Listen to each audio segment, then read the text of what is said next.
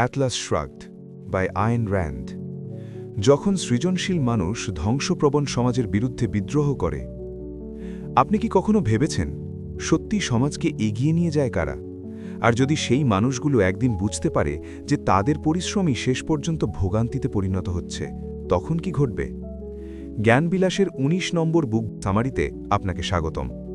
আমাদের উদ্দেশ্য সহজ ও প্রাঞ্জল অর্থ ব্যবহার করে বইয়ের কঠিন বিষয়বস্তুকে সহজবোধ্য করে তোলা। আমরা বিশ্বাস করি জ্ঞানের আভিজাত্য সবার জন্য সমান হওয়া উচিত। চলুন আল্লাহর নামে শুরু করা যাক। আইন র্যান্ডের উপন্যাস অ্যাটলাস শ্রাগড শুধু একটি গল্প নয়, এটি এক মহাবিদ্রোহের কাহিনী, যেখানে সৃজনশীল মানুষেরা প্রতিবাদ করে। এখানে সেই সৃজনশীল ও উদ্ভাবনী মানুষদের কথা বলা হয়েছে যারা সমাজকে এগিয়ে নিয়ে যায়।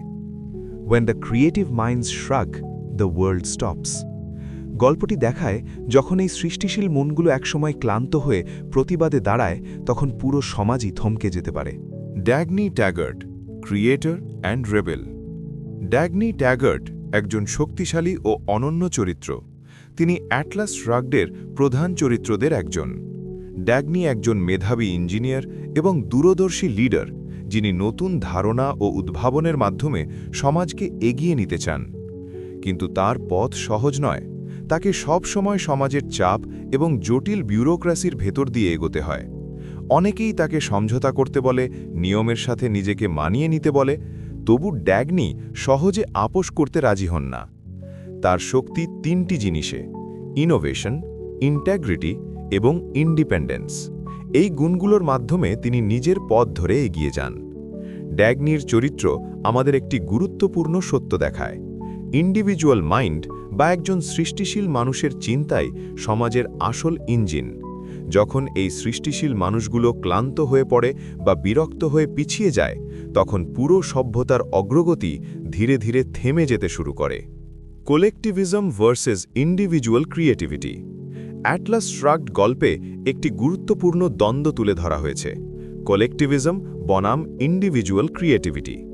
লেখক আইন র্যান্ড দেখিয়েছেন অনেক সময় সমাজ সবাইকে একই নিয়মে চলতে বাধ্য করতে চায়, অর্থাৎ সমাজ চায় কনফর্মিটি, অর্থাৎ সবাই যেন একইভাবে চিন্তা করে এবং একই পথে চলে। এই পরিবেশে জটিল বিউরোক্রেসি ধীরে ধীরে মেধা ও উৎকর্ষতাকে চাপা দিয়ে দেয়।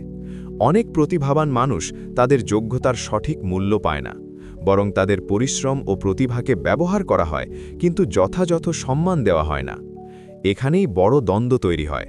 সমাজের সমষ্টিগত চাহিদা অনেক সময় মিডিওক্রিটি বা সাধারণ মানকে উৎসাহ দেয়। অন্যদিকে সত্যিকারের ইন্ডিভিজুয়াল ক্রিয়েটিভিটি বা ব্যক্তিগত সৃষ্টিশীলতাকে সন্দেহের চোখে দেখা হয়।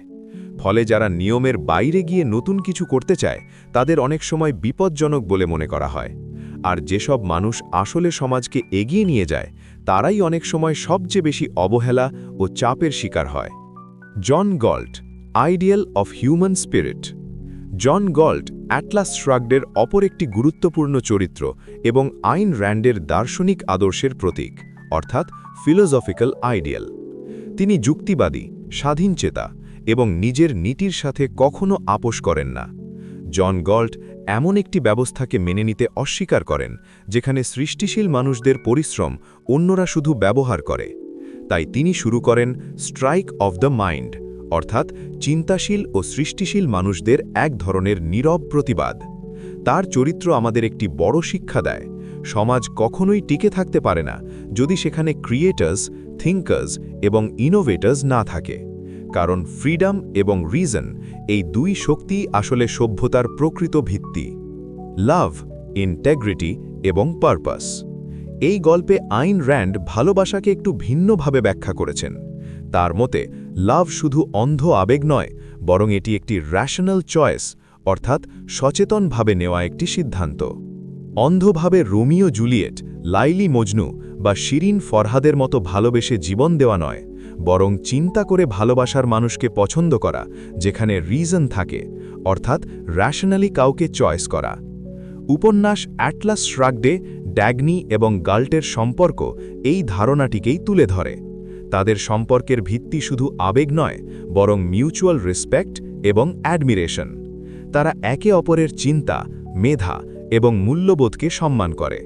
এখানে ভালোবাসাকে দেখানো হয়েছে দুইটি স্বাধীন মনের কোল্যাবোরেশন হিসেবে, যেখানে দুজন মানুষ একে অপরকে বোঝে, সমর্থন করে এবং একসাথে এগিয়ে যেতে চায়।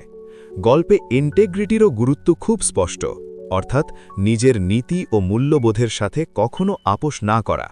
সব মিলিয়ে লেখক একটি গভীর দার্শনিক বার্তা দেন। মানুষ তখনই সত্যিকারের অর্থপূর্ণ জীবন পায় যখন সে রিজন এবং ইন্ডিভিজুয়ালিজমের পথে নিজের উদ্দেশ্য নিয়ে বাঁচে। The strike of the creators উপন্যাস অ্যাটলাস শ্রাগডে একটি শক্তিশালী ধারণা তুলে ধরা হয়েছে।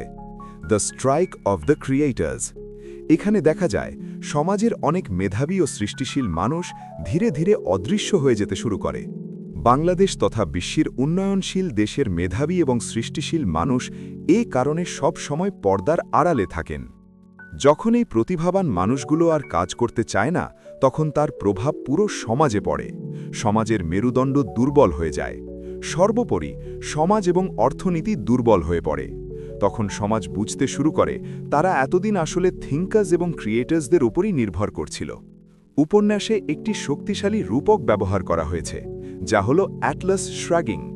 এখানে অ্যাটলাস মূলত মানুষের মস্তিষ্ক বা সৃষ্টিশীল চিন্তার প্রতীক, যা পুরো সভ্যতাকে এগিয়ে নিয়ে যায়। আর শ্রাগ মানে সেই দায়িত্ব নিতে অস্বীকার করা। যখন এই মেধাবী মনগুলো দায়িত্ব ছেড়ে দেয়, তখন সমাজ ধীরে ধীরে ভেঙে পড়ে।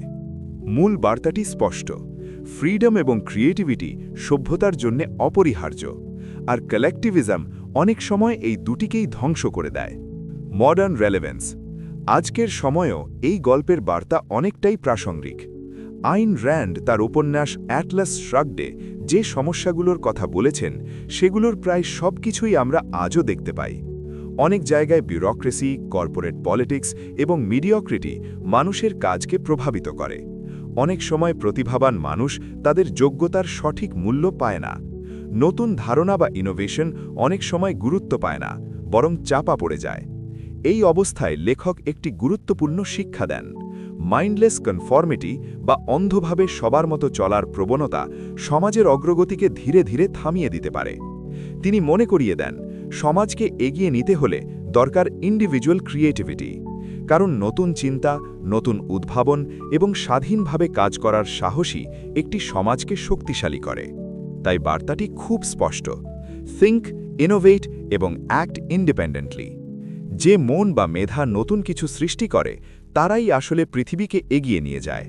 সৃষ্টিশীল চিন্তা, নতুন ধারণা এবং উদ্ভাবন, এই শক্তিগুলি সমাজকে টিকিয়ে রাখে। কিন্তু যখন দমন-পীড়ন বাড়ে, তখন অনেক সময় কালেকটিভ মিডিওক্রিটি বা সাধারণ মানই প্রাধান্য পায়। সৃষ্টিশীল মানুষদের কণ্ঠ ধীরে ধীরে চাপা পড়ে যায়। এই অবস্থায় স্ট্রাইক হয়ে ওঠে এক ধরনের চূড়ান্ত প্রতিবাদ, একটি বার্তা যে সৃষ্টিশীল মনের গুরুত্ব অস্বীকার করা যায় না। শেষ পর্যন্ত সত্যটা খুব স্পষ্ট: ক্রিয়েটিভিটি এবং রিজনই মানুষের আসল শক্তি। কারণ একটি সভ্যতা তখনই বিকশিত হয় যখন মানুষের ইন্ডিভিজুয়াল স্পিরিট স্বাধীনভাবে বিকশিত হওয়ার সুযোগ পায়।